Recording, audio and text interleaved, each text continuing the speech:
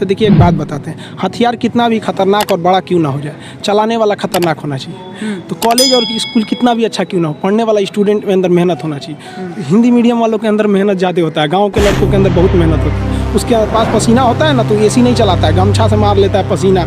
अगर कोई मूवी देखती हैं तो आपको 2 से ढाई घंटे की मूवी बड़ी अच्छे से याद हो जाती है, लेकिन आप कभी गौर कीजिएगा कि उस मूवी को बनाने वाला डायरेक्टर उस 2 घंटे की मूवी के लिए 2 साल से मेहनत कर रहा था, तब तो आपको याद हो गया ना। तो उसी तरह की स्टूडेंट जो होता है ना, उसके मेहनत को कम करने के लिए एक टीचर को मेहनत करना पड़ेगा, उसे प्रेजेंटेशन देना पड़ेगा, उसे अपनी भाषा में बताना पड़ेगा कि एक लड़का जो है वो भोजपुरी बेल्ट का है। भोजपुरी वालों को तो पहले ये लगता है कि हम बहुत पीछे हैं। अरे भाई तुम नहीं पीछे हो, जितना एक CBSE ICSE बोर्ड का जानता है उतना ही तुम जानते हो। बल्कि ये जो गांव के लड़के ये ज़्यादा मेहनत करते हैं, 20-20 किलोमीटर साइकिल चला के आते हैं। किसी शहर के लड़के के लिए पॉसिबल नहीं है उतना, तो ये ज़्यादा मेहनत करते हैं। तो इनके लिए क्या होता है ना कि इनके पास सुविधाएं। स्टूडेंट्स की सफलता में 3 चीज़ का योगदान होता है। एक उनके गार्जियन का योगदान होता है, गार्जियन को भी हर पल उसको डर बना के रखना चाहिए कि भैया तुम पढ़ो इसको। दूसरा टीचर्स का होना चाहिए, टीचर्स उसके अंदर फ्रेंडली होने चाहिए, अच्छे से समझाना चाहिए, और खुद स्टूडेंट्स का। अगर ये तीनों का संयोग हो गया ना, तो दुनिया में ऐसा कोई चीज़ नहीं है जिसे जीता नहीं जा सकता। जिस दिन हिंदुस्तान का लड़का इस एनर्जी के साथ स्कूल में जाएगा, जिस एनर्जी से वो सिनेमा घर में जाता है किसी मूवी को देखने के लिए, उस दिन ये देश बदल जाएगा। और ये पक्का बदलेगा, ये मेरा पूर्ण विश्वास है। थोड़ा वक्त लगेगा, लेकिन ऐसा नहीं है कि बदलेगा नहीं। पढ़ाई इतना दिलचस्प चीज़ होता है ना कि आपको 1 घंटे का क्लास कब खत्म हो जाएगा पता ही नहीं चलेगा, बशर्ते टीचर्स उस माहौल में देखा हो। देखिए पढ़ाई की 2 चीज़ें होती है। एक टीचर जो होता है ना, वो तो पढ़ लिया, उसका लेवल बहुत ऊपर है, और जो स्टूडेंट है ना, वो तो अभी शुरुआत कर रहा है, तो उसका लेवल बहुत नीचे है। बड़ा अंतर होता है ना ये 2 चीज़ों में समन्वय बनाना। जैसे सुई में धागा डालना, दोनों को एक लाइनर होना जरूरी है, तो ही जाएगा।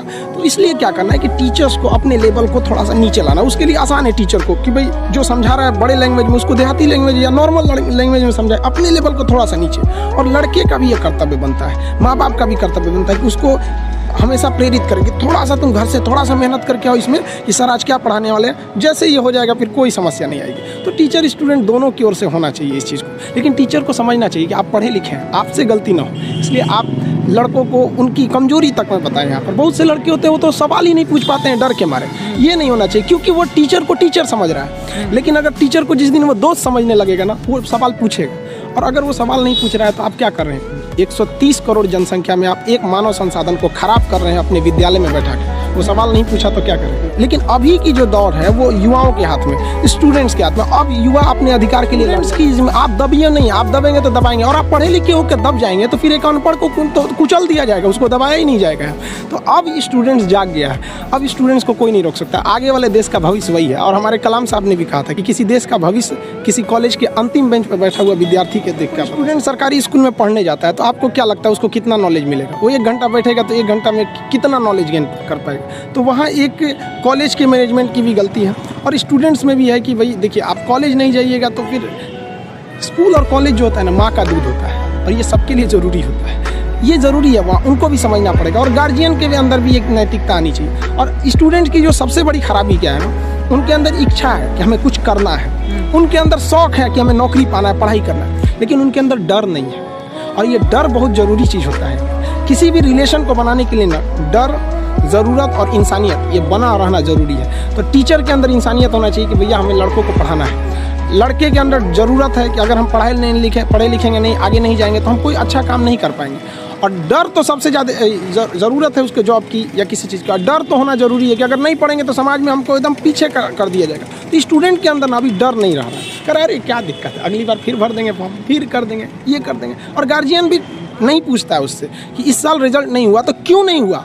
लड़का एग्ज़ाम देने जाता है ना तो उसको पता चल जाता है एग्जामिनेशन हॉल में कि मेरा रिजल्ट होगा या नहीं होगा। और ये रियलिटी है। अगर आप वेट कर रहे हैं ना तो समझिए कि आपकी संभावना कम है रिजल्ट होने की, क्योंकि जिनका रिजल्ट होता है वो एग्जामिनेशन हॉल में जम जाता है। और जब लड़का फेल होता है ना तो एक बहाना खोजने लगता है, ये प्रॉब्लम था, तबीयत ठीक नहीं थी, ऐसा हो गया, जबकि ऐसा चीज़ नहीं है। आप शुरुआत से ही गलती करते आ रहे हैं। ये लड़कों की भी भावना है, उनको भी अपने चेंज करना चाहिए इस सोच को। ये भी होना कोई पाप नहीं है।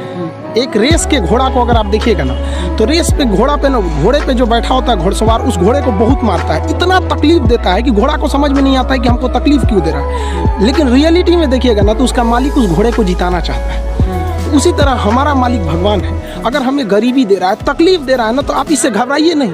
वो मालिक हमें जिताना चाह रहा है और आप रेस छोड़ के भाग जाइएगा तो क्या करेगा? वो तो आपको जिताना चाह रहा है। तो गरीबी कोई नहीं, गरीबी कोई बाधा नहीं उत्पन्न करती है। लेकिन अगर आपके दिमाग में बैठ जाएगा हम गरीब हैं, कुछ नहीं कर सकते, ये सब, अगर एक डॉक्टर ये सोचने लगे ना कि हम डॉक्टर हैं, तो फिर मरीज का अच्छा से इलाज नहीं कर पाएगा।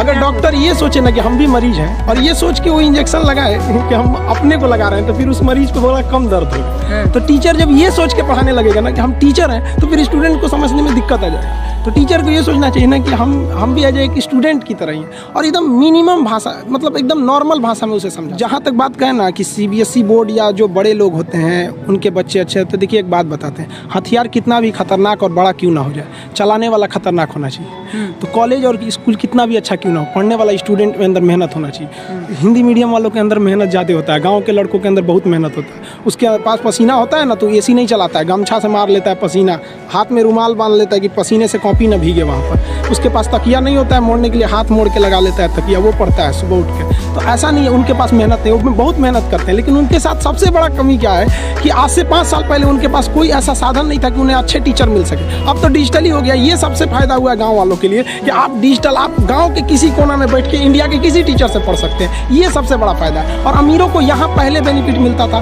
कि जो गाँव का लड़का है, बिहार का है, यूपी का है, उड़ीसा का है, गाँव का परिवार, वो दिल्ली जाके कैसे पढ़ेगा? अब कोई दिक्कत नहीं है, आप एक नॉर्मल मोबाइल लीजिए गाँव से। स्टूडेंट्स अभी भी जागरूक है, लेकिन वो बहक जाता है पढ़ने के लिए यूट्यूब फेसबुक में गायब हो जाता है। ये उनको अपने आप पे थोड़ा सा कंट्रोल रखना पड़ेगा।